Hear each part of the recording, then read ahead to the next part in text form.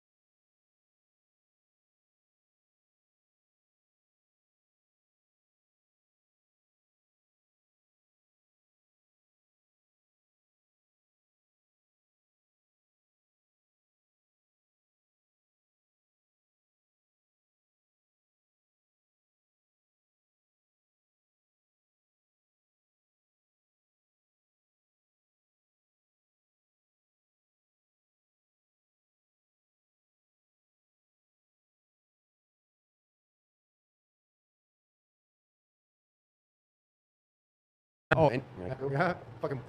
Let's go listen to this and see. Damn, we made shit to bed. You know what though? This would be good. This would be good because we are live tonight with my brother. You put it on. Damn. Damn. Damn. Damn. Damn. Dang. Dang. I don't know what they say in that, but I know they're like, damn, damn, damn, James. Oh, we're back live.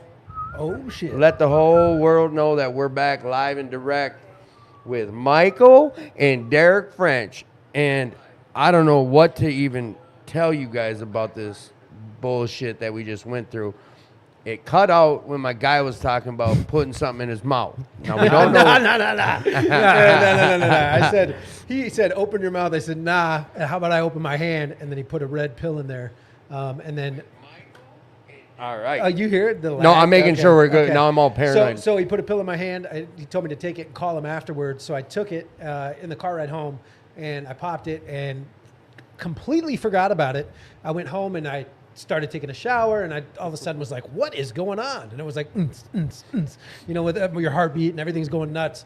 And then the colors all got vivid and shit. And I was like, oh, wait, I've done this before. This is ecstasy. Oh, you knew because I did that this one was the time. second Yeah, time? the second Okay. time. So I was already planning on going to a party, so I decided I was going to go out. And at the time, I thought it was the best night of my life. You know, I was like, there's nothing better than that. You know, people were laughing. We had a great time. And, you know, and then it carried on for 20 weeks. So this was that start of that Yes. Yeah, stretch. the 20 week and this stint, was yeah. new for you guys. Yeah, and I mean, up until that, was it just weed? I mean, Nah, just well, so it Ritalin? was like, I mean, yeah, it was like my ADHD medication. Abusing the Ritalin Sometimes, shit. no, I never really even abused it. I'd rather sell that because I it made me abused feel it. awful. Yeah, it Oh. made me feel awful. no, I know. And Yep. so I would get rid of that, and I would use it to buy alcohol or party or whatever. To have And- money. Yeah, money. Yep. Period. Okay. And then after that, like I said, we graduated to continuing to do different. We'd always trade addictions. Like Derek kept me in check, and I would keep him in check. So if he noticed that I was doing something too much, he would let me know, like, "Hey, man, this is ruining your life." And I'd be like, Oh, you guys will hold each other accountable like that. but it was weird. It was only More like throwing it in each other's face. yeah, like oh yeah, well you're an addict 'Cause you're because still dude, you're doing kids this. type, Yeah, young, because okay. and we didn't. Neither one of us knew anything about recovery. Okay. At this point, we were just kind of like, "Hey, man, do you think you're doing that too much?" Derek's like, "Dude, you got holes in your brain," and I'm like, "I got holes in my brain," and so I was like, "You know what? I'm gonna stop doing this." And my cure for getting off of drugs always if I started to get too deep in a drug was to take mushrooms, and then what that would do is change my mindset, and I'd be like, "I don't need that anymore." Like So you literally, I would take mushrooms, and then from that day forward, I would not have to do that drug anymore. And So you use mushrooms as a tool. I used mushrooms as a recovery tool. No, kind of, hey, right? there's doctors. Yeah, I I've know. had 3 shows. People came out with like fat because they came in here Yeah, on a mission. it was weird But- because it was the only thing that would change my mindset, Hey. and it would just kind of hit a reset button. But then, like an addict, I would be like, you know what? Let's try this one and see if we can do it responsibly. See, and that's where we do need the tools of recovery world to know how to keep living without Exactly. needing that. But a side note, though, I've had people on here, and there are medical professionals that microdose Yeah. clients with mushrooms, for especially to get through depression. trauma therapy. Yes, Yeah. big time, and there's good results. The same thing with MDMA, and Big results. the problem was the difference is I am not a licensed doctor, and the other thing is Good call. I would also overdo absolutely everything I've Good ever call. touched. Yeah, So we're still addicts. So it's like, yeah. the worst kind, because I'm like, you know what? Let's see if I can do this all the way until death. Ever since a young age. So But now here's a question that we usually ask throughout the show too. Sure. It's like, at this point, because you made mention of it earlier when you were sharing about something like, oh, this is a problem. Were you like, I'm an addict, I've got a problem? Or you like, that's a problem, and kept it pushing? Or in your head, were you like, shit, I got a problem? Well, if Derek pointed it out, I was like, well, if I don't fix this, he's going to continue to make fun of me for it. And the other thing is I was like, damn, if I have holes in my brain, I probably wouldn't even know it because I'm just getting dumber. And the other thing, I noticed I was starting to get sloppy. So I was starting to be You like, noticed that. yeah, I went to a rave one time to go party, and I was absolutely out of my mind hallucinating. And I was seeing stuff that wasn't there, and I had to be told later that I was like mumbling something, and I'm like, that's really what I look like when I was on this, You were So I was like, that's wackadoodle. it, So after that, I just changed people, places, and things. That's kind of. I started to also realize that my skating was taking a pretty hard hit, and I was like, you know what, I'm gonna stick with my plan to move to Arizona. So when I moved to Arizona, it was drop all the drugs. I can stick to just alcohol and weed, and I can skate all the time. Derek moved out. Then we got into the party drugs. Then it ended up taking kind of a steep turn into painkillers because injuries started to really set in. So I think the very first injury I had, it was actually a tooth pain while I was selling painkillers, that somebody talked me into taking an Oxycontin. And that's where everything kind of went off the rails, to where I was like, oh shit, I'm actually getting into something that I'm becoming addicted to. And that's when Oxycontins were real Oxycontins. OCs. Yeah, OCs. Yeah, And 80s. out in Arizona, I met another plug, and he was a carpet cleaner that I met in jail.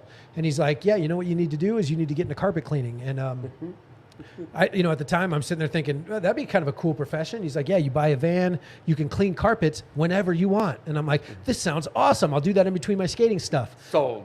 Yeah. Well, his version of selling carpets was to go clean people's carpets, but deliver them their Oxycontins. So he'd fake clean their carpets while he's delivering gigantic amounts Right. of Oxycontin.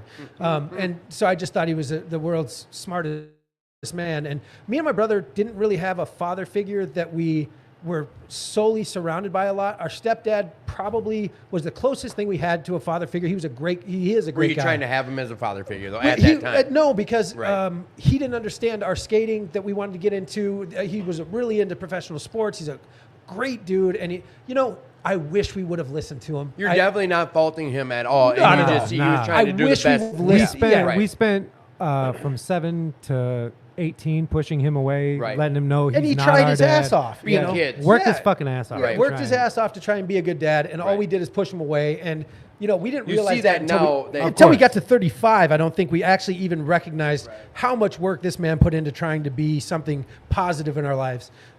But at the same time, we would look for any male figure to be like, oh, dude, he's got my back, And so this guy, this carpet cleaner, that would give us the got your OCs. Dude had my back, dude. And Right. I mean, he knew what was best for me, dude. I'm cleaning carpets and dropping off OCs, and in between my skating career. And anyways, it was more about selling these drugs, but then I got a toothache, and the next thing you know, I'm addicted to these drugs. So that became a very slippery slope. Yeah. And I also had a daughter at the time. Derek had already had a daughter. We started realizing our life was going off of the rails when we started doing all the drugs together. So we were doing... Well, so I didn't get hooked on painkillers until I had split up with my baby's mom, and I was staying with Mike. She kicked me out. I was a pizza delivery guy. I had a drinking problem.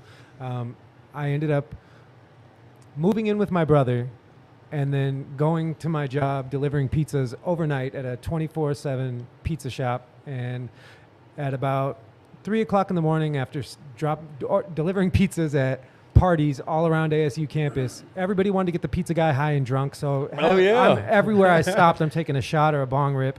And before I knew it, I crashed my car. I had the emergency brake bent going backwards into my kneecap, and the frame of the car going into my left leg, and shattered my face on the steering wheel, and I couldn't move. And my jaw's hanging out and bleeding all over my airbags that deployed after I bounced my face off the steering wheel at 60 miles an hour.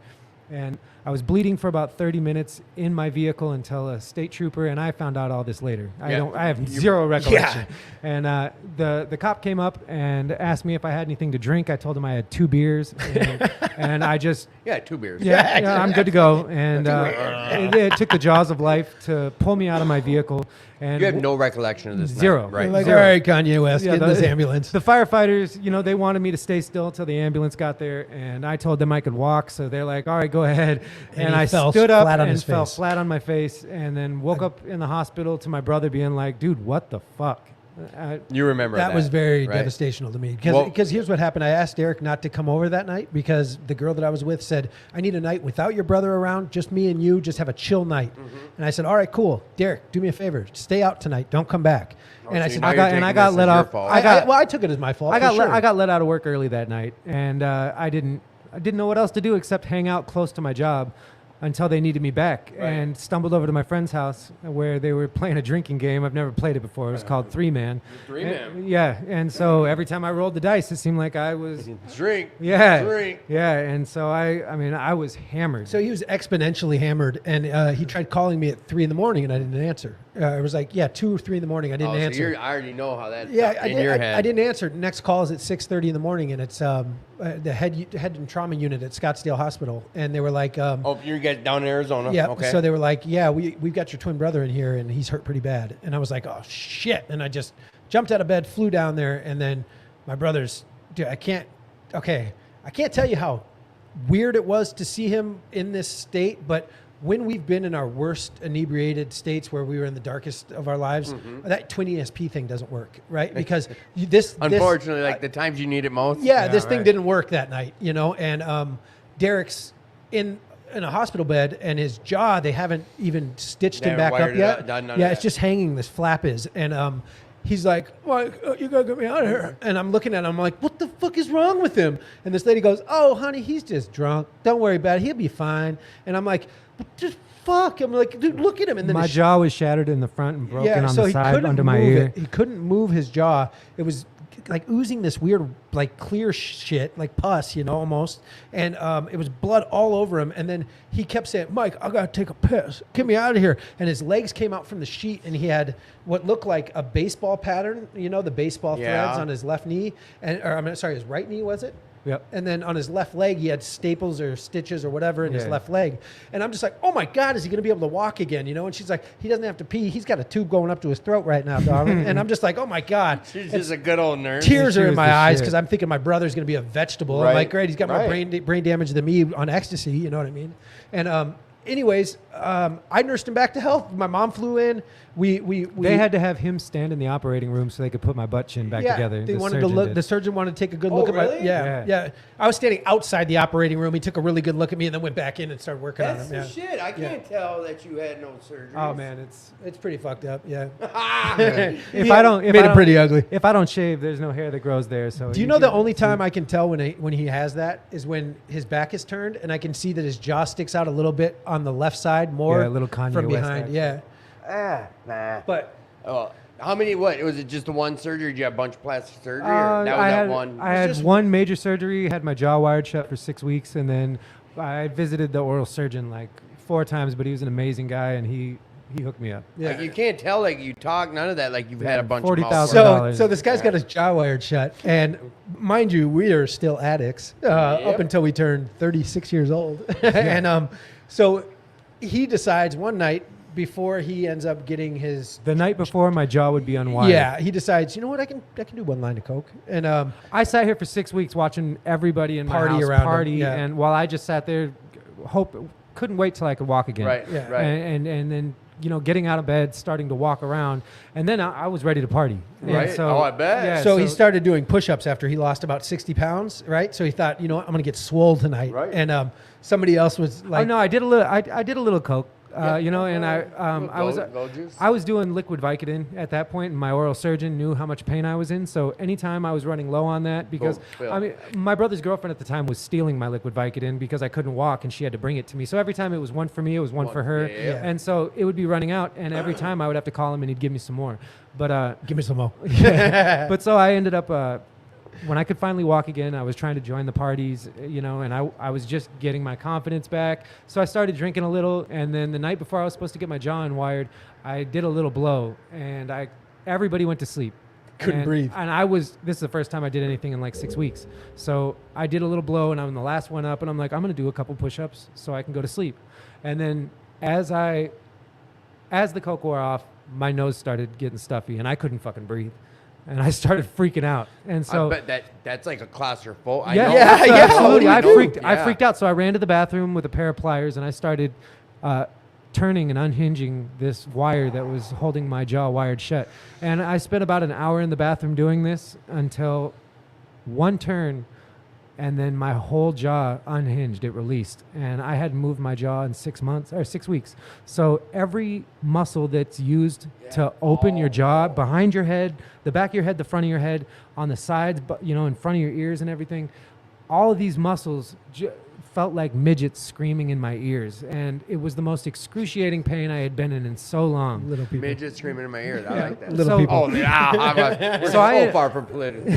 Yeah, so I was in excruciating pain, and I didn't know what to do. And before I knew it, I'm sitting in the fetal position, and I'm rocking back and forth because it's 3 or 4 in the morning, and I've got an appointment at 8 o'clock in the morning to get my jaw unwired that I already did. So I just knew I had to make it till 8 o'clock in the morning, and I would finally be able to get my prescription and talk to a doctor and figure out why I'm in so much pain. And I mean, that's what happened. Did the doctor? I mean, did you play it through? Like you were able to play? I don't even remember. It was so Yeah. traumatic. It was. He ended up just having to have these crazy braces on for a little bit, just look kind of crazy, and then they took those off, and then we did the MTV Room Raiders show. So we did our Room Raiders episode right after that. He still had a chipped tooth like Lloyd Christmas. Yeah, it was and horrible. it was at that time. Lloyd. Huge confidence booster. Yeah, we were. It was like, welcome to Arizona Room Raiders, where Mike and the help of his twin brother, and it's like, so the show was kind of fixated on me, but also had him in it. That's how they broke the news to me that, like, hey, man, you look a little too messed up to be on international television, and we're not going to do any girl like this. And so I'm just helping my brother, but I'm on the show and happy to be with alive the at help that of his point. trusty spy kit and evil twin brother, and so we did this episode of Room Raiders, and then Derek got his tooth fixed, and I mean, the skating was back on. I didn't think he'd ever be able to skate again. Yeah, how does that even Bro, look? he's done this several times, dude, where I'm like, dude, he's never going to be able to skate again. And then I'm over there going, how in the fuck is he still skating? But skating better than me sometimes, most of the time. I mean, he's got better style than me, and he shouldn't be able to even walk right. You know what I mean? And this is I mean, he broke his tibia and fibula recently, like 2 years ago. I watched his leg turn around, and I said, "That's the last time I'm gonna skate," and I'm pretty damn sure that's the last time he's gonna walk. You know, and he's skating now, and it's insane. This was, you weren't in recovery yet full time. Nah. No. Okay. So when I broke my leg, I had This just last, gotten the out, tibia and fibia. I just got out of 8 months in treatment, and it was the treatment weight and also an injury earlier that week, just a minor injury, like a little hairline fracture. I tweaked my leg when I fell off the back of a truck, and so then I went skating, and I was doing a trick called an alley-oop fish brain, which is a one-footed backwards grind, and I was doing it over and over and over again, like I'm 18 years old, trying Over to the get hip it of a right, bull. trying to get it right, and I just waxed the coping, the top of the ramp. So that where nice we and It's the bar we so slide it was on. so fast and so smooth I couldn't pull my foot off of it. And so when I'm turning to go back in the ramp, I drop a little too far in the ramp, and I don't even know how my I think his foot toe was positioned. hit the curved part of the ramp. we don't have film of this. Oh, it's on my but Instagram. It's like filmed with like a really shitty camera phone or something. And no, or- my friend was so traumatized by it, his finger gets in the way of the camera, and all you see is me drop down and my leg backwards. And that was kind of like an ESP moment because I've got headphones in and I just turned around like, what happened? And then my brother's like, I broke my fucking leg. And I looked down and his leg is turned around and I was like, bleh. So how does this, wait a sec, how does this happen for you? Now you're going to the doctor and I'm on my way to the the emergency hospital room. in how an does ambulance. are you 8 months clean. Yeah, how does I let the paramedic know after they did. finally get me out of the ramp. I let the paramedic Yeah, know. getting I'm them in out of the bowl was the hardest thing. Yeah. It's like a pool. Yeah. There's no stairs. You yeah, know what I it's mean? all smooth. Yeah, and Ooh. I let him know I'm in recovery, and he's like, "Yeah, well, this is fentanyl," and he gives me a shot right in my leg, and I mean, my leg felt like it was at an angle, like my knee, bones. like my heel was being raised, and my knee was being forced down, and it was the most most I know. discomfort, especially I felt every Bro. bump on the way to the I bet. hospital. Yeah. It was a nightmare, and then I The get to fentanyl, see, here's the thing though. You took that, didn't even. I mean, you were still. it was off to the races again as an addict and being in recovery and for 8 months clean and then being hit with a shot of fentanyl. For a minute, I felt amazing. And then every time a nurse came in, they're like, "What's your pain at?" Obviously, it's under 5. I'm an And addict, so it's an 11. It's at 100,000 right Yeah. now. I would like some Dilaudid, and Yeah. it was terrible. Terrible. But so You had your little bump. absolutely, bump button. and but that thing caps out after Yeah, a while. yeah, So yeah. then I'm hitting 15 the other minutes, one you're for the only getting nurse. point, Yeah, and so then my nurse comes back in. Once I'm good and high. Straight beast. and- Arsenio's like straight beast. That's my dog. Yeah, Arsenio's the man. Yeah, and so I'm asking the nurse, when is this surgeon? When can I get surgery? Right. Because I can tell my leg it's You a knew. nightmare. And he's like, well, the surgeon should be in about 8:00 in the morning. And so This is like midnight. yeah, right? and I'm chasing the dragon, so I'm thinking, I need to get surgery soon so I can enjoy this a little bit. Right. And I didn't know I had to sit the rest of the night with this broken leg, tibia and fibia. So So what? They pin you up, or like what was the surgery they ended up doing? Dude, tell him. oh my God. Okay. Yeah. All right. Yeah. Yeah, So, tell me. So okay. So I don't know thought if you've ever seen a video of this. They take a metal rod and what they do is they take a rubber mallet, and they pound a metal rod into their leg behind your kneecap on behind top of your kneecap, thigh or top of your leg. through your leg. And so he's got a divot right here, and he's like, when he woke up from his surgery, I was in so much pain, and I'm like, "What did you guys do? Yeah, my leg knee's is on fire." That's all he kept yeah, saying. my knee was on fire. And Who was it that told us about that? And he was like, "Yeah, I just want to see the video." And the Right. doc, who had the same surgery done to him? I can't remember. I can't remember You either. think Damn they it! do a Oh, block? was that Seth Miner? It was Seth Miner. Yeah. Yes, Seth Miner. He's a great dude from Arizona, but he was talking about how they did that surgery to him. He's like, "Damn, I want to see the video. Yeah. I shouldn't have watched that video." Yeah, but so the tibia and fibia were like unraveled. The bones were. I mean, it was like an explosion, and all these things. I think on my Instagram I have X-rays and the video. But so they had to take that rod, jam it down to where both bones broke, which was all the way down almost by my ankle, and then put screws on the top bone and the bottom bone to reconnect them. And so then it was probably the audience is out here like, now my stomach is yeah. turning. All right, enough of that. No, I think when Michael's like they're pounding. So listen yeah, to no, this. I want So this asshole, right? I watched it happen, and I told myself I'm never skating again, dude.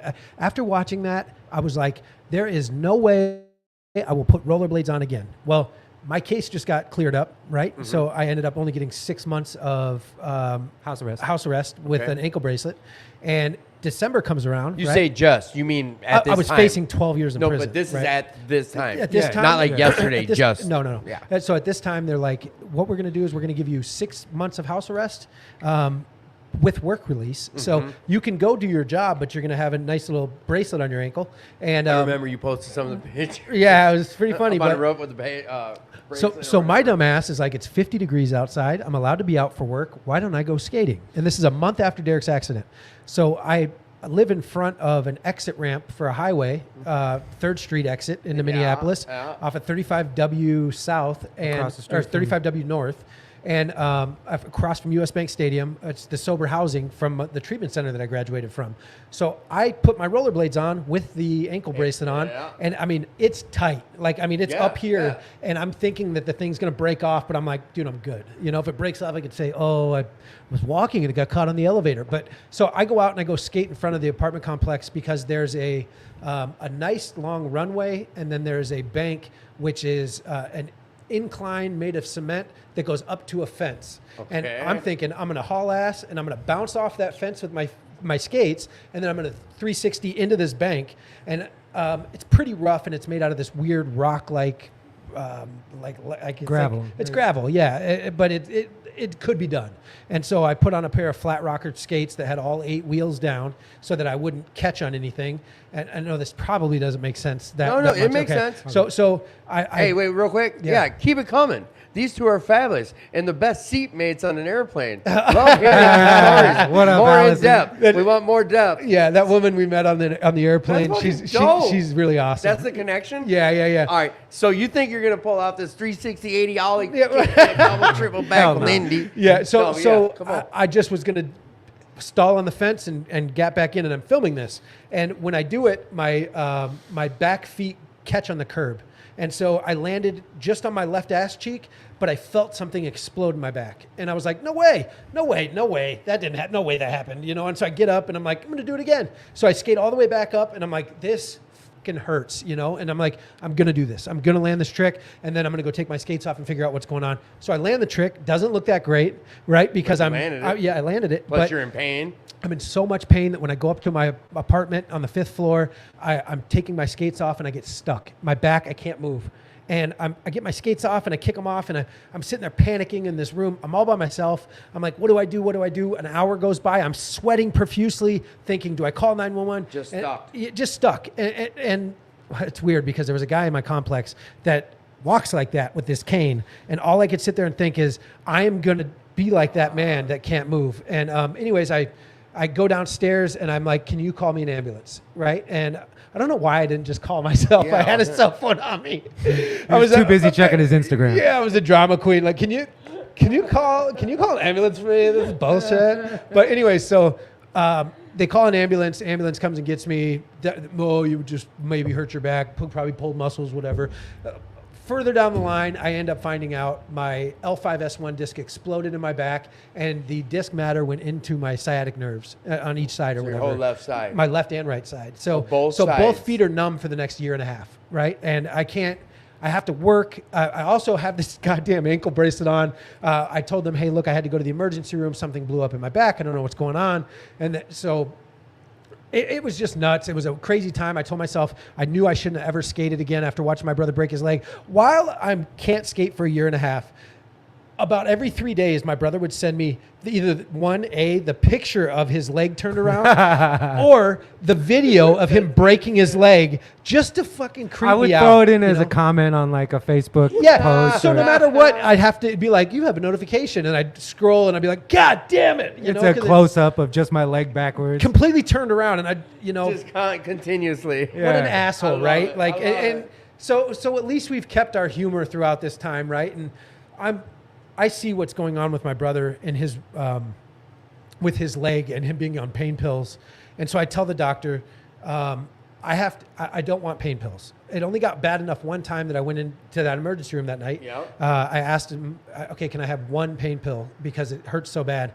And I'm such an addict that the moment they gave me that pain pill, 30 minutes later, I'm like, get me out of here. I'm good. And I'm skipping back home, right? You know, get back home, pain pill wears off. I'm in a world of pain. I have to start learning how to live with that pain. I went to the chiropractor once a week, twice a week. I remember. And then got into the roofing business and started making really good money. Yep. And so I started going to the chiropractor all the time to get adjusted. She's telling me, hey, look, you might want to have this surgery they're talking about. It's called a microdiscectomy. I say, have you ever heard of anybody else that's done this? And, you know, so I'm doing everything I can besides taking pain pills. Yep. I'm traveling to go see my daughter. This is, you know, my off season. So anyways, I end up having to do this for a year and a half until I finally meet a doctor. All these other doctors are telling me you'll never skate again. I also told him too that I've heard that once you get a back surgery, it's never the same. Yeah, you know, and there's people that had the cage. People are telling me stories about how when they go into your back, they accidentally nick your intestines and you poison your whole body. Your skin turns green, all this stuff. So I'm sitting there thinking, I'm going to do everything but surgery. I meet this doctor and he goes, I'm going to do a quick scan, right? So whatever it is where they put you in the tunnel and it's and then he says, yeah, man, L5S1, look, you have a disc, your disc blew up. So you still have some disc matter in there. I can go in, small incision about an inch, and I can pull out the disc matter that is hurting your spine or agitating your nerve. I can pull that out. And he goes, you'll be skating again in 3 or 4 weeks. I showed him my videos. I said, skating like this. And he goes, hey man, if that's what you love, that's what you're going to be doing. And I said, when can you get me in? He said, I can get you in next week. And I said, let's do that. So anyways, where was it? It was U of M. 909 Fulton.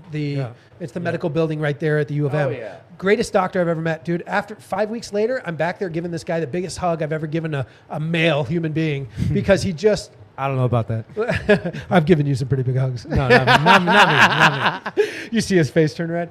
But so this whole time, the first day I had my surgery, my brother, I have a talk with him, and I can tell that my brother is no longer on the pain pills that the doctors were giving him. Yeah.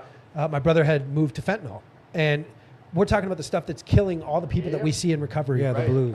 And I had no way to try and get my brother to realize. My brother kept telling me, I'm not on anything, dude. And I'm looking at him going, dude, you weigh as much as a wet paper bag and you are whiter than any of the vampires in any of the Hollywood movies, bro. I go, you have not seen the sun. And if you have seen the sun, your body is rejecting everything you put into it. He knew. I said, dude, you look like The Walking Dead, dude. And anyways, we ended up getting him into detox. And he ended up getting on Suboxone. And thank you for sharing that at the meeting the other night, but go ahead. Yeah, this is so I've been in recovery at this point for 2.5 years, something like that. Yep. And I've avoided pain pills except for when I had my surgery. They gave me 20 Vicodin. Right. I took those until there were 4 left, and then I got rid of them. But I had to.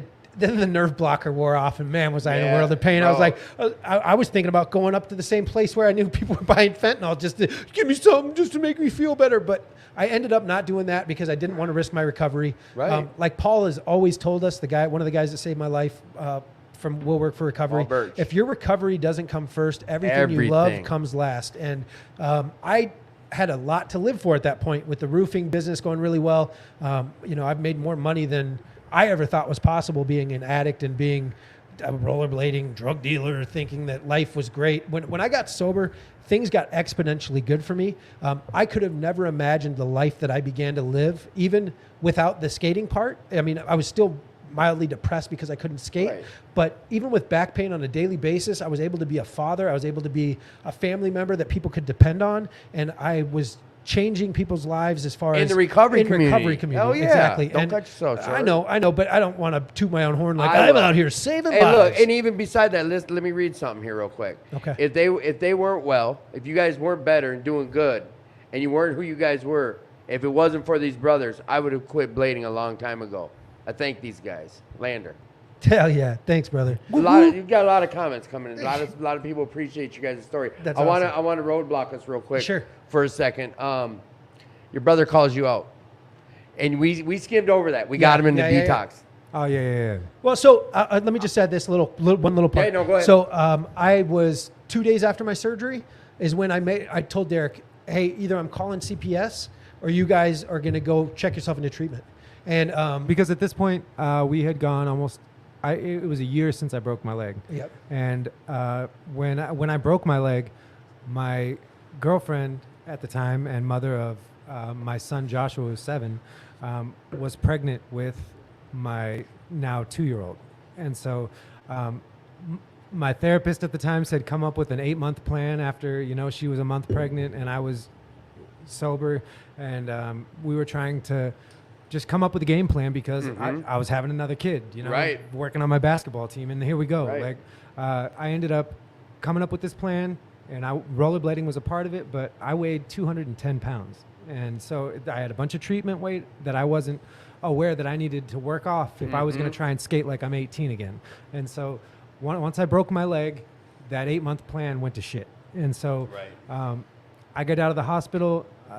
My girlfriend at the time nurses me back to health, and she's doing everything for me, and I can't even walk. And so once I start getting back on my feet, I have prescription after prescription after prescription. I had a plug coming over, all that bullshit. And so That life. it would surround you. The minute you go back down that dark path, then you can't stop it. Yeah, engulfs us. Yeah, and so once I'm back on my feet, I'm getting perk 30s. I'm back on that any life. opiate I can get my hands on, and then before I know it, I'm in the bathroom 75% of my day, and I'm doing opiates. Yep. And it, I didn't do opiates. I like the way they smelled, and so I was in there all the time, trying to keep it from my kids, but at the same time, I didn't want to get sick because I had been on them long enough. It turns into long that. enough. Yeah. It turns into maintenance. And day to day. then when the doctor cuts you off, you have to pick up from somebody else. Yep, And so you figure it out. Next thing you know, I'm at a place called the Murder Station where somebody like me is considered a fucking cop. I was a sucker.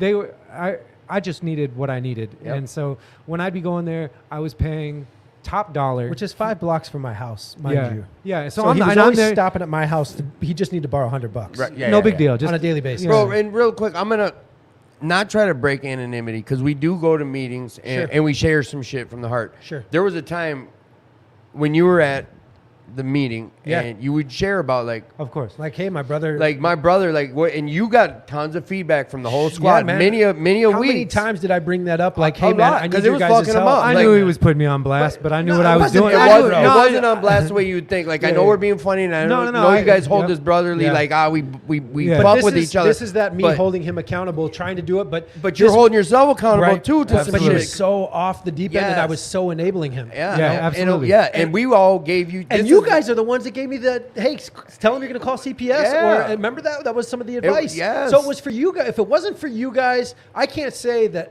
I was like the I one wouldn't who be came here up with right that. now. But it's Yeah, like I wouldn't this. be here exactly. right That this meeting is the saved walk both of our this lives. is the no bullshit at 5 o'clock, crosstalk at 5 o'clock that saves lives. Yeah. We hold each other accountable. You come to this room and you bring your life to this room. Like, Yeah. I'm going through this and this. Share everything and use over nothing. Share, and that's what you did. Because I when you're starting to share, I'm like, that's right. Bro, we went through months of this where he was fucked up over your situation. And I knew you didn't it, come I out knew that it, way, I but knew that's what it it was. It was. That's You're exactly like, 100%. Dustin's like, what the fuck? Call CPS. Then stop giving him money. Dustin's my favorite dude on Dude. this planet. Him and Sheldon, between those Yeah. two, they have helped save my I mean, life. and like you'll see, like it's not to fuck with someone or be like, I got the answers. It's like, No, it's- bro, we love you. We want to help how we Yeah. save you. I mean, we're guys. We don't show emotions and shit, but that shit was saving lives, and It got us to where we're at right now. Yeah, in these chairs. and then remember when I brought him into that first meeting? And so on my second day after surgery, I took on all of his kids while they went into detox. So I'm not supposed to be walking. My pain meds wear off, or my nerve blocker wears off, and I'm taking care of all of his kids. Well, my mom took our 2-year-old. Well, after I begged her to because I couldn't even pick him up. But Yeah. chubby little dude, you know. because and- I remember you're like, and the girl, like, I remember not Yeah. like it's all memory's not the yeah, best. Yeah. but there was many weeks, bro. Yeah, and then I yeah. finally got him to come into a meeting. Do you remember that? Because they ended up That they ended first up time. doing the detox, getting into Suboxone. So they the Suboxone maintenance or medically assisted And real quick treatment. on that too, I'm going to stop upstairs. There is a stigma about this. Yeah, with yeah, yeah. Suboxone. Of course, And I listen, was one of those people too, man. And I'd like to I still explain feel my a certain way stigma with about that. it. Go with because it. You first. I'm, Go I'm ahead. 100% in the beginning. Or- in no, the go ahead. beginning, I was in treatment going, why do these guys get to be on Suboxone and methadone, but I can't take my Adderall? I have ADHD. They're like, well, because fentanyl is killing people. Heroin is killing people. This is a means to save these people. And I said, but you never even try and get them off of it, right? Right. So That's the I was problem, yeah. fucking pissed about this shit. And not only that, these guys in treatment are nodding out while you're like having to listen to this, and I'm like, yeah, oh, sorry, I couldn't hear you over the snoring next to me. This guy's drooling on himself, and I go, but this is better than him being on fentanyl. So I had that look on it. I was super jaded. I was like, fuck these people. Then I started to realize the head of that program said, why don't you focus on your own recovery? And I was like, Ouch. oh shit, that Ouch. hurt. But guess what? That was the realest shit It ever, changed, because yeah. the more I focused on my own recovery, the more I realized shit doesn't bother me. You know, that shit doesn't bother me. But then I started to realize when it hit close to home and I saw my brother almost dying on this shit, and I don't know the true stories. I don't know how close he might have came to my brother when I said, dude, you know people are dying from fentanyl? He goes, I know which ones kill people and which ones don't. Don't worry about it. I'm 'cause we're fine. pharmacists. Yeah, well, fine. I was looking for those ones. Yeah. We We call all them were. we call them the door knockers. We and- all were. Yeah, and so when I saw how he got his life back while he was on Suboxone, Suboxone. Let's keep this straight Yep. though. Methadone and Suboxone are two different. separate things. Because I- methadone, I can still go shoot dope and get high. Suboxone, you can't. my brother has achieved more stuff while on Suboxone than I ever thought people could do, right? Yeah. I mean, the amount of things that my brother does, he works with me every day. He's doing a lot of, he skates top notch, and I'm sitting there thinking, I could barely skate when I took like a Vicodin or a Percocet We back in the didn't. day. We didn't.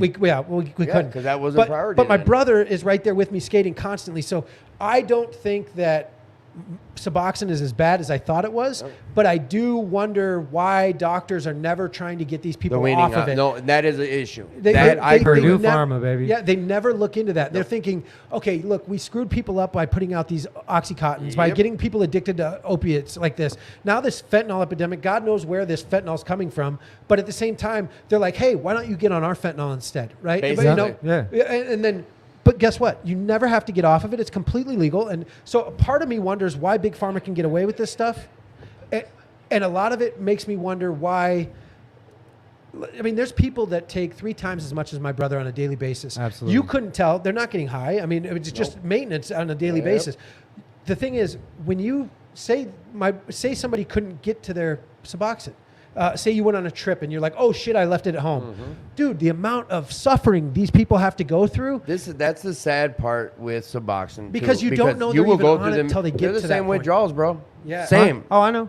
I've experienced it. You know. Yeah. And, So yeah. I just don't think that's fair to the world that we live in. No. I get it. There's this is a safer scenario than people being on, opiates that are killing people. Yeah. But at the same token, can we please normalize helping people with all the coping tools that you can use to stay Right. in recovery and stay sober, but focus more on that than the Suboxone maintenance for the rest of their life. So like you Yeah. hit a really good point when you were saying that shit too. There's two. The main one is, and this is when family's involved, there's emotions involved, and that's one of the hardest. But someone gave it to you raw, like it was given to me because I was the exact same as you. Is watch your own bobber. Yeah, watch your own bobber. 100%. But look it, I was the same. I'm at New Way, and I got people sawing logs next to me.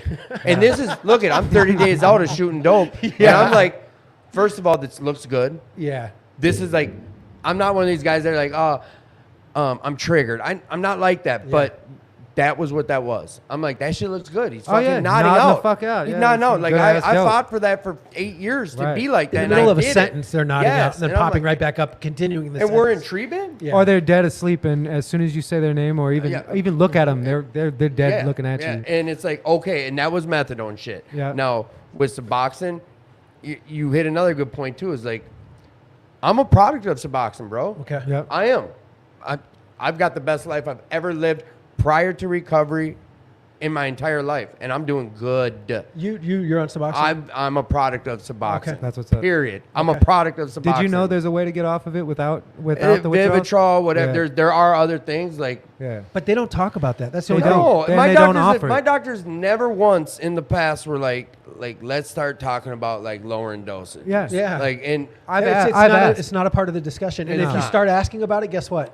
There's no information they give you. they don't have it. Yeah. No, But- because they but you used can to offer find- the shot, but they don't anymore. Yeah, You and- can't. I don't think they can offer Suboxone and There's this- They don't get kickbacks It's for a that. 1 8-hour class a doctor needs to take to be certified in order to prescribe Suboxone. And there's only, I think it's like 180 doctors in Minnesota that can prescribe Suboxone. Right. Like, and I bet not very many of them at all know or what will even tell you about Vivitrol see, or no, the shot. you're right. No, I only heard about Vivitrol through other addicts. Right. Saying, and oh, they got which the shot. people that are listening that don't know what that is, apparently it's a shot you can take every 30 days that blocks out your opiate receptors, and it's the same thing for alcoholics. And Yeah. it can keep you from going into DTs, which I think is more of a safer type of maintenance deal, but they just give you less and less and less till you're off of it Off of it. completely. Yeah. And because there's no money in it, I think this is a gigantic Big metaphor pharma for what shit. Big Pharma is into. Yep. They're not in to help you feel better or do better or live better, but they are unless it makes them money. No, they're into their wallets, bro. That's what they care about. No, Keeping us they are doing one good thing by keeping all these people alive that would maybe Yeah. otherwise not be alive by being out chasing a high. I'm one of them. Like I Right. said, I'm a product of this shit, and it's like, but here's the thing too: is I used to purposely I'd go to the methadone clinic because I knew, okay, if I didn't come up with the plug that day, the money for the dope, Sure. I got my methadone. Sure. The day I chose to take Suboxone was the day I was like, all right, I got to be done. Sure. Because I knew the blocker. Sure. Like, it would have never even been a point for me. Right. And we went to meetings. There was an opiate support meeting at Fairview. That's where I met Dustin. Like, we got close there. We both went to Sure. LP, but the topic, it was called opiate support. It was an opiate support meeting. We opened with, there's two things we're not going to do in here, is crosstalk and talk about if you're still sober, if you're on Suboxone. Good. Right.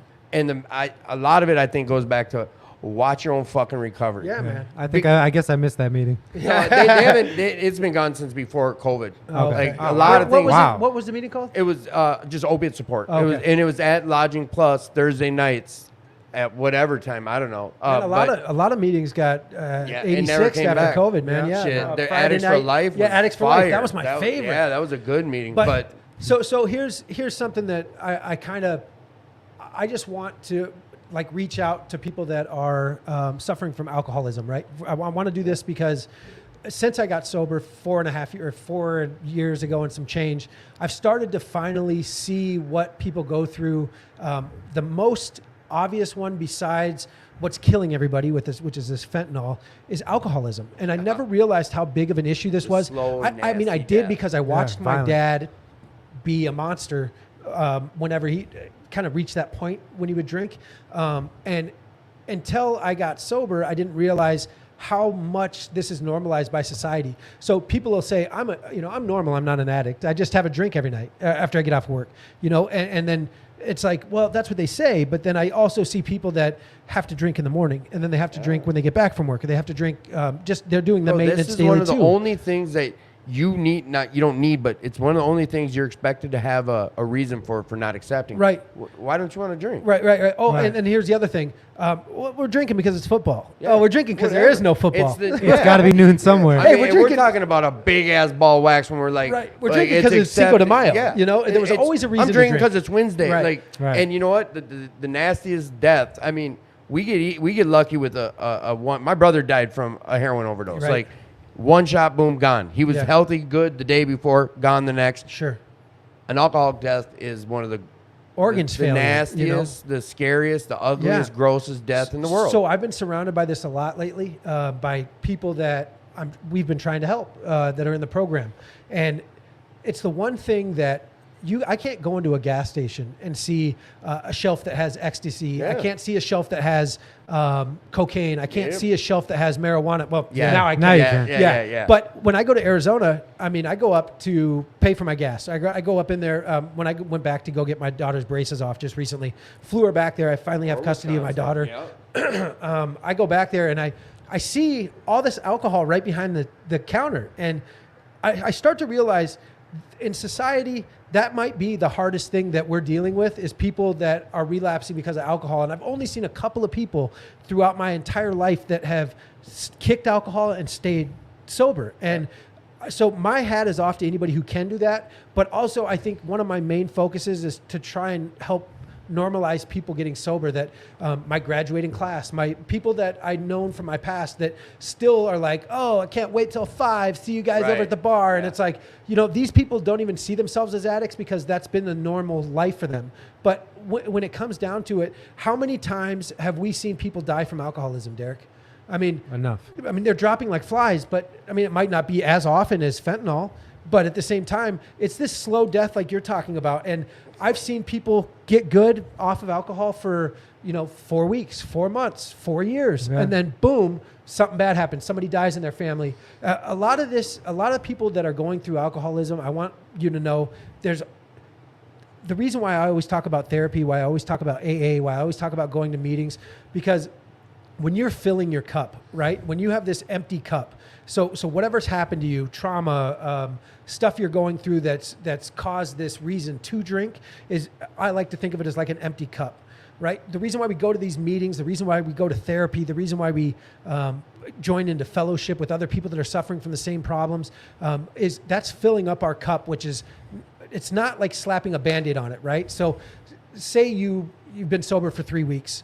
Well, you're working to fill the time. Yeah. You're not filling your cup. What you're doing is just slapping a Band-Aid on it, something to distract you. Mm-hmm. Well, when something comes, so when life shows up and life shits in your lap, and you're like, okay, happens. I got to deal with this now. Life shows up. Your life will always show up no matter what you're doing in your life, whether you're sober for 5 years, 50 years.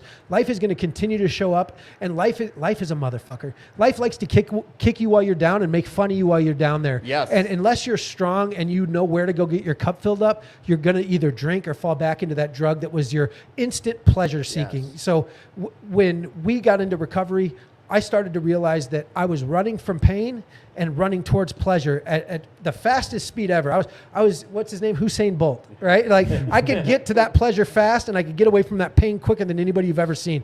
I was faster than a crackhead.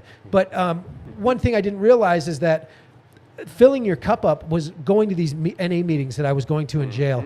And then when I got out, it was going to these NA meetings that I was first going to find women.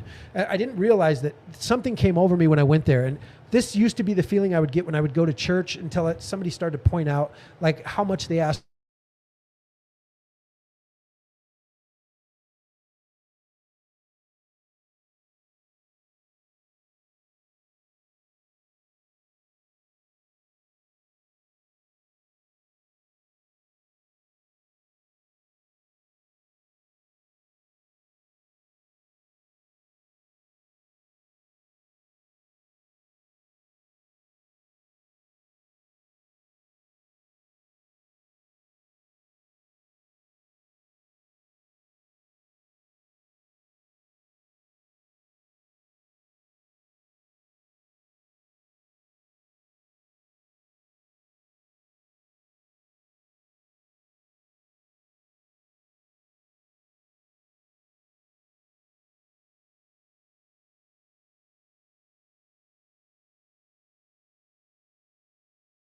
I think that before I would go in and I was like, please, fill me with the Holy Spirit in case they call on me.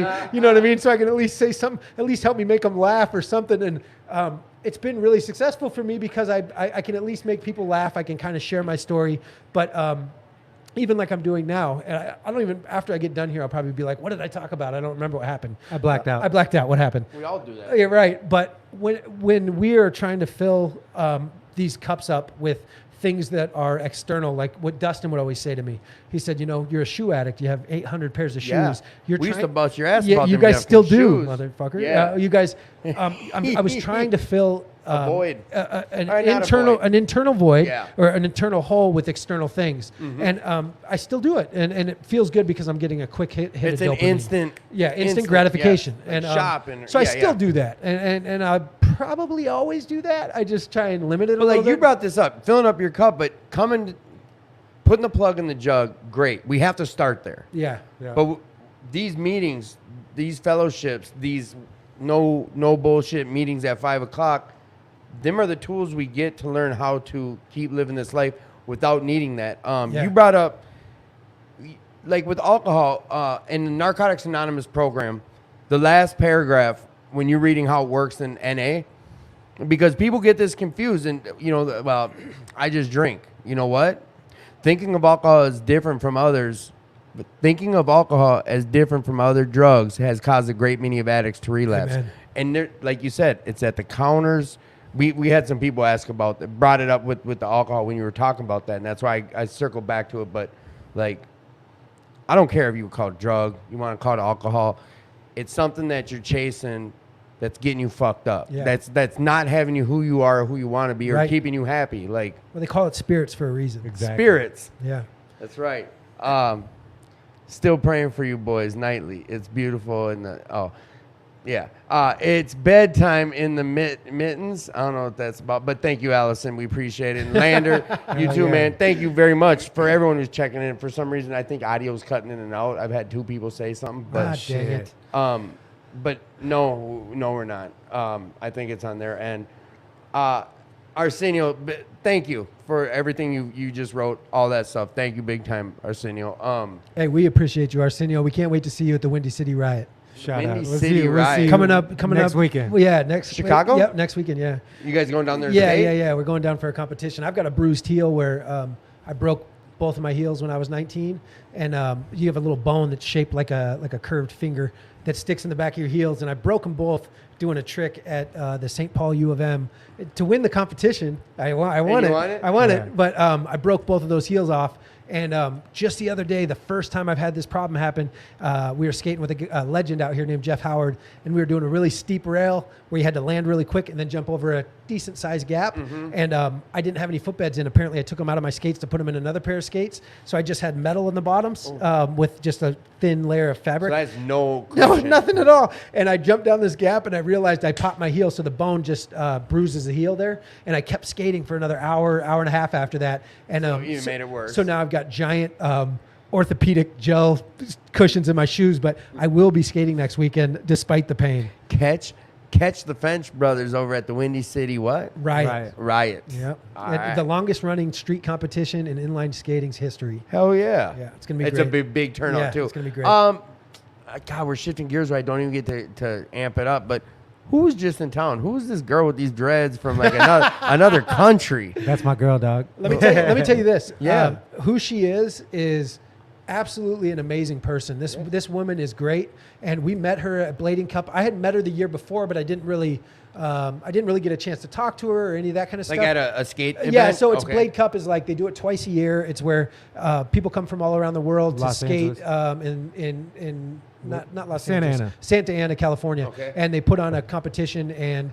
It's just great. It's not the real big ramps and stuff you see. It's generally pretty small as far as the street courses go. Okay. But the talent is outrageous. So the shit that Insane. goes down is crazy. And this girl has the biggest smile you've ever seen, and she just everywhere she goes, she lights up with her smile. And every right? video I saw, she was. Even she's when she was amazing. riding. She's Yeah. amazing. Yeah. Even when she falls, she smiles. Yeah, you know? there's one, Yeah. she said, ah! Yeah, She still had the smiles, biggest still grin. smiles. Yeah. But she's a great person. She came out and stayed with us from Spain for about 2 From weeks, Spain. 3 Yeah. weeks. But Is she a Spaniard? yes, And that's where she's from. Straight up. hella Spain. Is that what you call them? Yeah, So it's- Spaniard? I guess. I Sure. don't know. Sure. I was going to say, she's super Spanish. Spanish. I was like, is she Spanish? She's Yeah. French now. But yeah, yeah. All right, dude. Yeah. Anyways, yeah, she's the coolest person that we've met in a really long And time. so you guys, God, I also want to bring up the Emmy Parejo, Emmy. if you're listening, you're Shout out. amazing. You're a great person. Yeah, big shout out to Emmy. We'll see you soon. All right. Also, do we want to bring up? All right. When I talked to you guys about this originally, when I was like, "Will you guys come on the show?" We were over at the 508 or the 1029 bar, eating yeah, a yeah. little fellowship before. Yeah, before the and men's then you meeting. were telling me about how the homeboy got punked by, was it Nike or someone did a video? No, T-Mobile. Oh, T-Mobile. T-Mobile. Yeah. So our boy Shout out to Air Damon. Our boy Air Did Damon. you bring him out here? End up bringing him out here? Yeah, well, so No, he some was things supposed came to come up. to the competition Okay. too.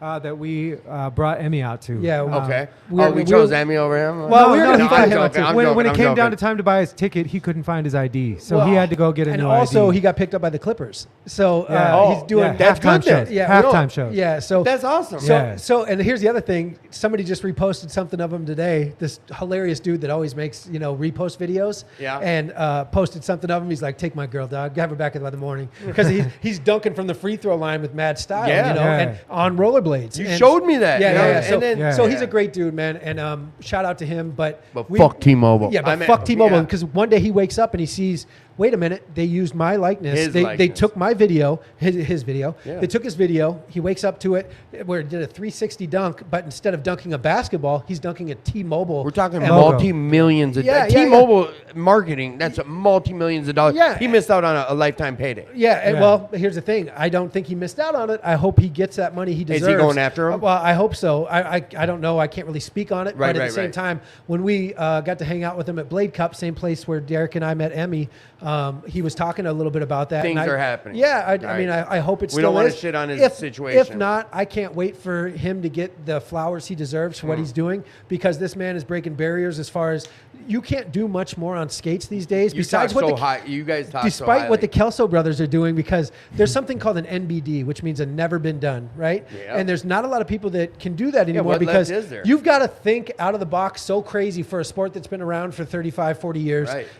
And these guys are, every video section they drop, they're doing never been dones before. So it's like, but this guy created his own lane where he's doing something that not only can nobody do with the style that he has, but he's also doing stuff at amplitude. He dunked from the 3-point line on rollerblades, which is outrageous, dude. Bro. So our shout outs go to him. Our shout outs. He's a Damon Franklin. We Damon love you. Franklin, Air Damon. You're the man. Oh, yeah, Arsenio put Damon as the little bro. Love that. Love Straight that. up. Yeah. Straight up. And Arsenio is a great dude. We just sent him out a package of some French Brothers clothing, and yeah, So I mean- gotta leave state to get a package. No, I'm fucking with you. Yeah, we send them out internationally. You can leave the country, and we'll still send it That's to you. the shit. But I want to give a little plug out to what we're doing because Yeah. I don't think people understand And- fully what it is. Yeah. Anything you want me to put up link wise or anything? No, just we tell don't have me. anything out. Really, Okay. if you hit up our Instagram, either What Derek it- Derek French Instagram, 11 okay. on Derek Instagram. French 11. Yep, or it's- DREK. Yeah. And mine is Who is Mike French? And if you hit us up on there, I also have Acrylic Assassin, but that's more art oriented. I don't know why I have two Instagrams. It's kind of just confusing people at this point. But it was meant to be just my art. But now skating is art, so I also put that on there. But Derek French 11. yep, Yep. Derek French 11, and then The mine is number 11. Yeah, 1-1. Yep. mine is who Who underscore is- oh, Mike underscore or who, I'm sorry, who is Mike French with underscores in between. okay, got you. Keep going. But we are making shirts that one of them is the Who is Mike French that was released by Revolution Skate back in 2008, 2010, somewhere in there.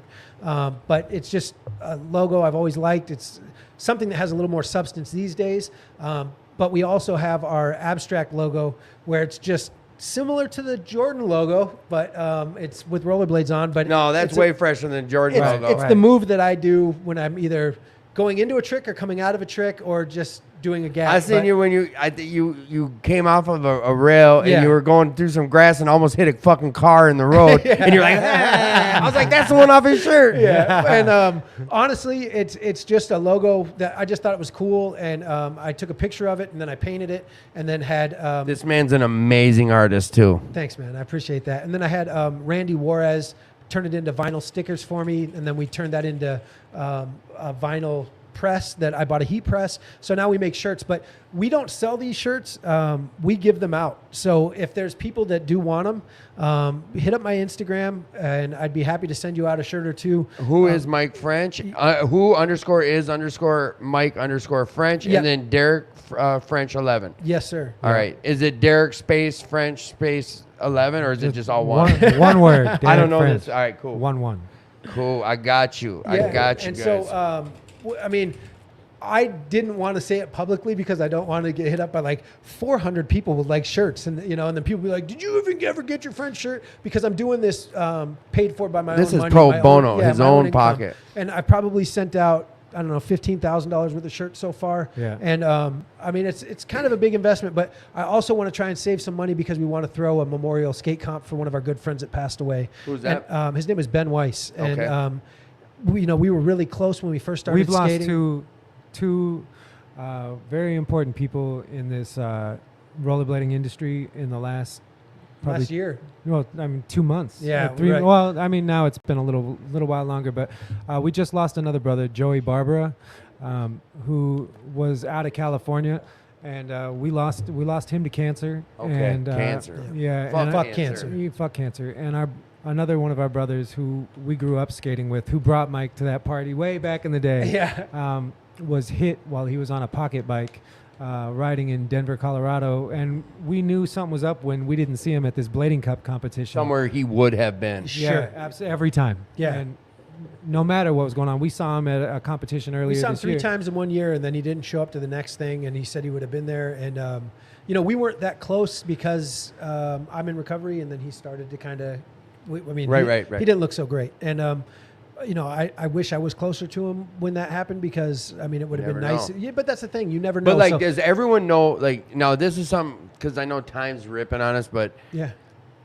your recovery is no secret to anyone, right? No, yeah, we'll Not at tell all. everybody. Yeah, Not at all. I stand on this shit. I'll tell everybody. Straight Because up. you both like, I usually ask this type of question or I wait for you guys to answer, but the way I word it never comes out right. But here, let me just say it in the reverse: the life you have today, both of you, the gifts you're able to have, the things you're able to offer, is this solely only because of recovery? Yeah, I mean, yeah. There's We're no able other- to laugh and say, but Yeah, there's absolutely no other life that I could be living. If my recovery didn't come first, none of this shit would even be Yeah, materialized. not at all. So- I wouldn't even be here if I so wasn't. like what Paul says, you're experiencing that firsthand. And If- I'm we're experiencing living the it. promises. I mean, my life has become exponentially better by just trying to make the next right move. Every time. For the last 4 years. And when people think, hey, but man, I'd get sober, but Yeah, but- you know what drives me nuts is that. So I used to do this a lot. Grinds your hey, gears? Hey, you know what? You know what really grinds my gears? I'm gonna get sober. But I have to wait for this. Didn't we just talk about this at everything after the word But is bullshit. everything after the word but is bullshit. Because there's no better time than the present to get sober. Here's the thing. If you're not ready for the blessings to start unfolding for you that happen when you start living a life that's just the next right thing, and if you seek it, you shall find it, right? So that's a saying I like to think of because no matter what it is you're seeking, if it's a better life, if it's a better relationship, if it's better, just better anything, once you start getting sober, these paths start unfolding where you start walking down that path. Here comes your first blessing. You get a good job, but then all of a sudden, here comes your next blessing. You get a better job. If you're not even looking for a job, all of a sudden you uncover a skill you're good at. Like, hey, I all of a Right. sudden realize I'm good at painting. And these things start showing themselves to you the moment you're able to start seeing them. Arsenio, anything is possible, bro. Anything is possible. And you're listening, like, you heard him talking about, like, this man was looking like a zombie, looking like death. And this was how long ago? 8 months? 16 and a half months ago. 16 and a half months ago, this man was on death's door. Like, and his life is what he wants it to be today. Any of this shit's possible.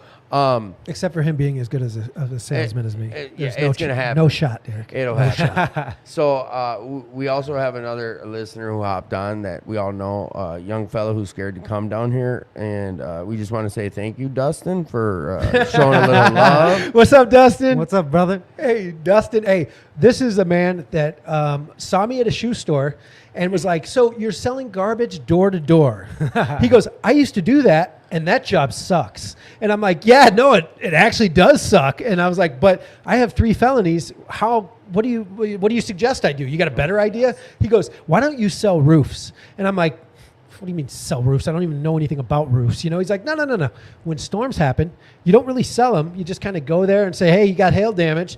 And I'm like, dude, this guy might be onto something. But I was first when he walked up, I was thinking, why is this guy bothering me at a shoe store? That's where you met him? I met him at meetings. I Okay. actually met him the first time I was in a guy's car who was giving me a ride to court. Okay. And he walked up and started talking about some shit, and then was Like like, Dustin, yeah. he was like, yeah, I was giving this guy a ride. He was selling curbside, and he goes, hey, I used to sell wall Walters. And I'm sitting there like, this guy knows everybody. He knows everything. And I didn't even like him when I first met him. Yeah, And most then, of us Then I didn't. start seeing him seeing him at meetings, and I started realizing like, damn, he's got a lot of good shit to I love say. him. I But look then he up to walked him. up to me at what's that shitty shoe store where I used to have to shop? Friedman's? No, the one that you Friedman's is shit. that my daughter just said the other Savers. day. Schuler's, No, Payless? no. When I started making more Famous money. Footwear. Famous Footwear. And Dustin walks up at Famous Footwear, and I'm looking at the new Nikes that aren't even really the Air Maxes. The they're Kohl's like Nikes. They're like the hey, you think you can afford Air Maxes, The but you can't. $34 ones? Yeah, no, they're like $99, Alright, but they're yeah. bullshit. And he walks up to me and he's like, yeah, you know, and I'm just like, a fucking conversation in public. I don't want to do this. And he's like, you know, why don't you sell roofs? And then I'm like, well, what does that mean? He tells me about, you know, basically helping people through the process of insurance. And he says, why don't you go talk to my guy? And this guy, Seth Anderson, great dude. They work, you know, they do, I can't think of the name of the company. Ashton McGee. And he was like, why don't you go interview with him? And I said, oh, sure. And I go talk to him. Well, I still got my ankle bracelet on. And I'm talking to him about it. And they're like, you know, when you get that off and you want to come talk to us and all that stuff. Well, here's the problem. I need money to get this thing off. You know, it's starting to get hot out. I don't want to go sell door to door garbage because I've got this ankle bracelet on and I'm trying to get out of that. Well, this other guy, Ray, says, why don't you come to A-Team? I think you'll be good at this. And kind of picked up where Dustin left off. And he said, they'll give you a $2,000 loan. First, you'll be able to get that ankle bracelet off and then you can go out and start selling roofs. Well, I thought he was going to teach me everything.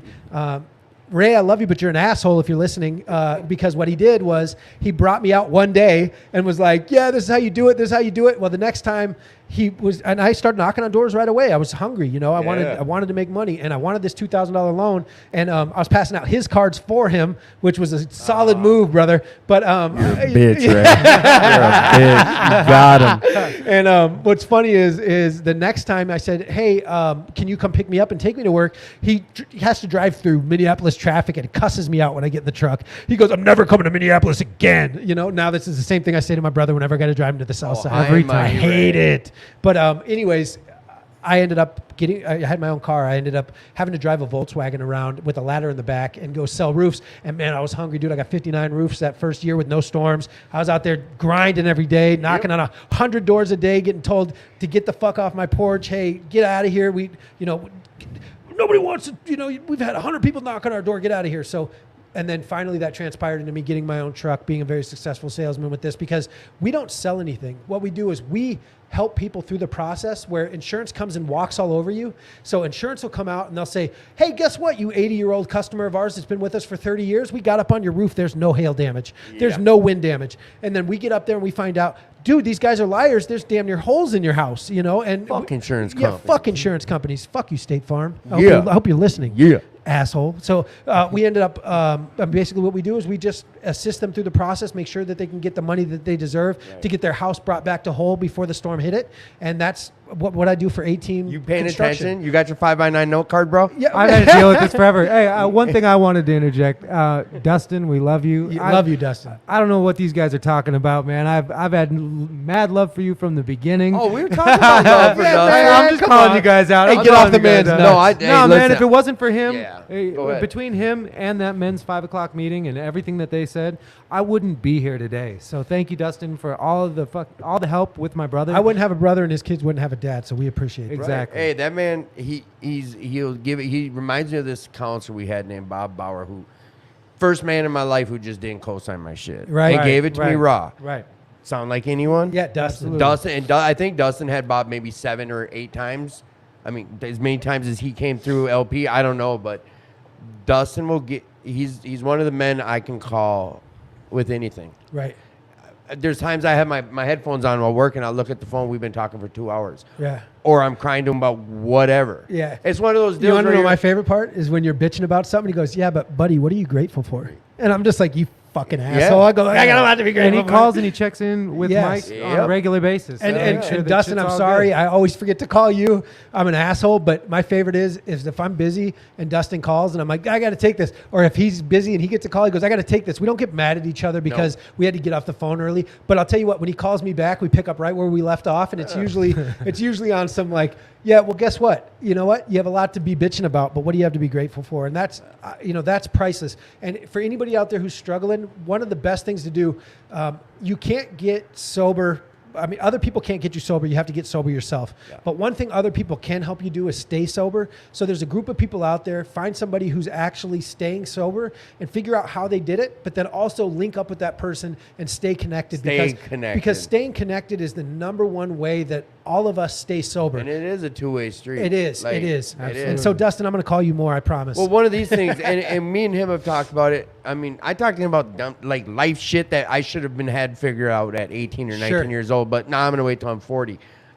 But it's these things where if I'm thinking about, so I've done it, I did it 3 times a day with someone, different people. They cross my mind, I'm like, I should hit them up. Fuck it, stop and hit them up. Yeah, man. Right. Just because, like, I've done that too many times. Yeah. And then all of a sudden, 3 weeks went by. Right. 4 weeks. And this is one of those small permissions we give ourselves, right? So when we're on the road to recovery, and Paul talks about this a lot, it's like, it's not just simply getting off drugs. It's a daily maintenance, right? Yes. Total change in lifestyle. It's a total change in lifestyle. Yep. And we always say this, and this is something that's going to be dropping pretty soon, and I don't want to say what we're doing, but there's an interview coming out. But one of the main things that we focus on a daily basis is not even comparing each other to ourselves or ourselves to each other or comparing us to anybody else. We constantly compare ourselves to who we were yesterday. And it's a daily reprieve of trying to be better than who we were yesterday on a daily basis. And if you can look at what you did for the day, and as long as you did better than you did yesterday, that's a giant leap forward every day. This goes for me hand in hand with when we're talking about like with this dude's on this drug or this dude's high looking this. Sure. And then it's like, watch your own fucking bobber. The only thing I need to be in competition with is me. Yeah, man. Right. I'm the only one I need to be better than is who I was yesterday. Right. Unless we're skating, then I'm like, well, damn, Derek that's Ellie it. That's fist-brained it. I gotta competition try. shit. Yeah, but Derek's been showing me up lately, and I've been watching the videos. I'm losing sleep over it, dude. Yeah, I'm well, losing usually it just takes one trick. And now, you know what? And now it's going to be eventually be roofs. He's going to be like, man, my fucking brother. Yeah, he's no, selling more I'm a roofs than me. sleeper, bro. Hey, first of all, just laying that'll low. never happen. But except for today, we have a goose egg because we went out and went after giant roofs and a couple Over of in things happened. Shakopee or something? Well, Like- hell no. Okay, We were so in first of all, we visited the entire state of Minnesota today. We started off in, I don't even remember, Becker, Minnesota. Damn. And then we went from Becker, stopped a couple places, and then went to Otsego, and then we drove to Cokato, and then so we went all over the state. But the thing was, our industry is now so super flooded with people that are like every company has completely doubled their sales force, and then they've hired all these little kids to go out and knock doors. Yep. So now what they're doing is they're pissing off every homeowner. So these guys were knocking on doors at 7:00 in the morning. First of all, you can't knock on a door till 9 a.m. No. But don't go bother these people with somebody who can't even get on the roof. No, don't send some send-off to the front door to piss them off before we can legally knock on their door. They're fucking the game up. And I'll tell you why. Because these homeowners, all of a sudden we come up and this guy, nicest way in the world to tell me, says, you know what, dude, I'm just not interested. They all fucked it up for you. You know? Is that what he said? Yeah. And I said, who fucked it up? And he goes, the 30 people that have come to my door in the last hour and a half. And I was like, no problem, man. I am so sorry. And I was like, I'll tell you what, I'm going to give you my card. You can either tear it up or feel free to call me. But I'm not this type of dude. I fucking hate knocking on doors. I'm so glad you walked out the front door. And the guy was like, no problem, man. Hey, have a good day. Good luck. You know, and I'm just like, hey, I hope you have a better day. And I'm so sorry, dude. And he was just like, yeah, no problem. And sometimes we get calls from those people afterwards that are like, hey, man, you know, you caught me at a bad time, whatever. And here's the thing. We try and take nothing personal. I'm not going to say we don't take anything personal because somebody might post something just after this video goes up or whatever. And that might piss me off and I might lose a night of sleep over your it. head over But it. I am getting better at it. And so I just want people to know, here's my best advice. Don't take anything personal. Try and be better than who you were yesterday. Try and connect yourself with people that have something that you want, that are doing something in their life that you see positive, and constantly set goals. And if you can keep acquiring those goals and keep moving forward, life becomes exponentially better. But I should probably shut up and let you guys talk. No, bro, lifeblood of the show tonight. I love it. So, you know what? Damn, yeah, we slapped 2 hours quick. I got 2 more in me, bro. That's no, because listen, you guys, when we're moving this show to Will Work for Recovery, and it's not a permanent thing, but like anyone listening, there's going to be some new links eventually. It'll still be called Attitude for Gratitude. There might be Will Work for Recovery's Attitude for Gratitude, but you'll be able to find this no problem. I own the websites of Attitude for Gratitude.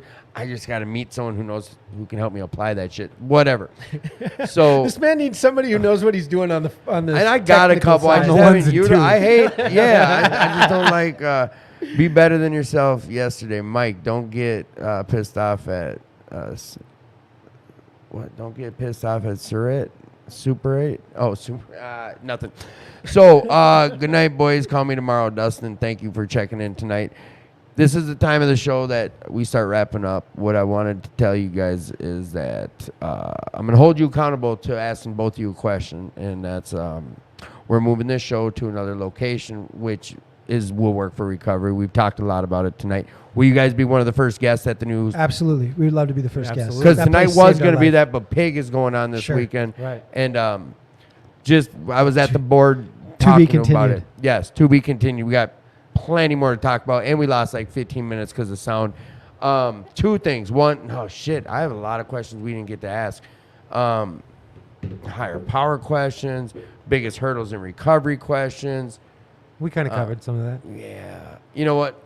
Let me just share one thing. Go ahead. Well, I've shared. We got all the thousands of time. No, things. seriously, I- there's no I limit. want Like, to we don't get share cut out. something that saved my life for people out there that Go might ahead. be struggling. There's something called the acceptance prayer in the Big Book, and this is something that Is it page 417? something like Something that. like that, yeah. It's got a 4 and a 7 in it. But Paul shared this with me when I was in recovery, and he made us memorize it so we could get a clean pair of socks, a brand new pair of socks. And I was thinking, Did he? He did. And- And he was like, if you can remember it, I'll give you a pair of socks. And it was funny because he was like, there's nothing better than a new pair of socks. And I thought it was hilarious. But dude, when you're broke and you're down and out, you'll like, hey, I want to get whatever the new thing is. I want to, And so that's another reason why we give so much is because we've always had our hands out growing up. What can you give us? What can you do for Right. us? Now it's gratitude is an action, and we show our gratitude by trying to give back to not only the inline industry, the recovery community, just people in general, and our families. And this acceptance prayer is something that saved my life, and I just want to share it. Yeah, read it. Acceptance. Acceptance is the answer to all my problems today. When I am disturbed, it is because I find some person, place, thing, or situation, some fact of my life unacceptable to me. And I can find no serenity until I accept that person, place, thing, or situation as being exactly the way it is supposed to be at this moment. Nothing, absolutely nothing happens in God's world by mistake. I could not, until I could accept my addiction, I could not stay sober. Unless I could accept life completely on life's terms, I could not be happy. I need to concentrate not so much on what needs to be changed in the world as on what needs to be changed in me and my attitudes. So, Attitudes. yeah, Derek, actions. Well, that too. Acceptance is the answer. I just to- like how Derek's kind of whispering in the back. Well, I'm your then conscience. again, like we talked about some heavy shit tonight, Yeah, man. and if you are struggling, like you see, there's plenty of people who pop on here, and I put my phone number on here, and French Brothers, I put both of their Instagrams on here. Every Friday night there's a show. We talked about We'll Work for Recovery on North 2nd Street. That's 2520 North 2nd Street. Or you can come down here to 2218 First Avenue South. You're in Minnesota. There's plenty of recovery situations going on. So you're worth the fight. Like, fuck, you heard us talk about a whole bunch of different shit going on in this other side of life that can be great.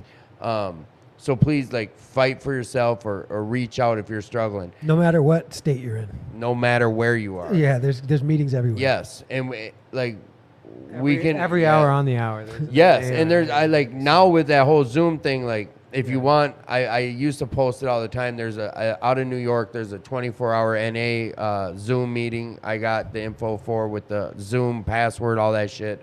If you're looking for that stuff, reach out. I can send it to you. Whatever it is, just please reach out. You're worth it. You're worthy. Like, you deserve this happiness just like the next person, and it's free for the taking. There is a solution. Mike, what are you grateful for? What am I grateful for? Take all the time you want. Or I'm grateful for being sober and receiving these blessings that I receive on a daily basis. I'm blessed to have amazing people in my life that are great role models. I'm blessed to have my family back. I'm blessed to have my brother skating again. I'm blessed to have my brother with me side by side wherever we go. I'm blessed to have you. I'm blessed to have this podcast. I'm blessed to have all these people in recovery that are helping save my life and other people's lives. And I'm just blessed to be present these days and to have some perspective. Young fella Derek, what are you grateful for in life today? I sat here listening to Mike take all the words out of my mouth. So I was sitting here thinking, shit, now what? What am I grateful for? But I'm grateful to be able to use my voice today. I'm grateful to be able to sit in these seats, speak on recovery, stand on my recovery. And I'm grateful to be in this chair right now. And I'm grateful to be able to sit here and talk to anybody who's willing to listen and be able to reach my hand out to anybody who needs a hand today and not to be another number, you know? Hell yes. Next week, we have a fella by the name of Matt K coming on the show. You all know him. He is one of the founders of Phoenix NA. This man, he started Phoenix NA, let's just say what it is. And, like, he was one of the ones that kept, like, Addicts for Life going. And he's really deep-seated into the recovery community. He's been on the show multiple times. And he has got opinions. And he will stand strong on them. So you got to check this show out. He don't play. This is Matt K coming on next week. Boys, thank you so much. Thank you you. guys Thank opened you. up. You guys like kept this shit going. I just was here interrupting. Apologize about that. I'm looking forward to the next show. Like I'm Part talking 2. within a month or so because Cool. we'll check schedules. But next week you guys are gonna be in Chicago. You said. Yep. Yeah, driving there. All right. It'll probably be, I'm thinking 2 or 3 weeks. I don't know. I'm going to talk to Paul about the official jump off because, like I said, we're going to do it this weekend, but Pig 86 Hey, is man, we'll tentatively plan it. cool. All right, Bet. If anyone out there is struggling, just please reach out. I just went over that a few times, but you're worth the fight. I love you, man. If no one's told you that today, you're worth it. My man, Derek was just talking about it. Like, we have the option to sit and talk to people, and, like, if you're struggling, man, I'm here for you. Honestly, it sucks to say, but like your struggles help me stay clean today. So I'm here to listen to you if you need an ear. And if I don't answer, keep fucking calling people and keep trying. You're worth it. All right. Till next time. Love you.